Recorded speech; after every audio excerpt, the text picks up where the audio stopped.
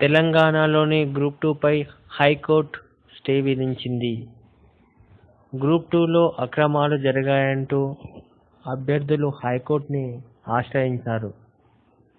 న్యాయవాది వాదనలు విన్న హైకోర్టు నిజాలను 3 వారాల్లోపల కోర్టుకు సమర్పించాలని, 3 వారాల్లోపల కౌంటర్ దాఖలు చేయాలని హైకోర్టు టీఎస్పీఎస్సీని ఆదేశించింది. అంతవరకు గ్రూప్ 2 యొక్క ఎటువంటి ప్రక్రియ చేపట్టరాదని హైకోర్టు టీఎస్పీఎస్సీకి తెలియజేసింది.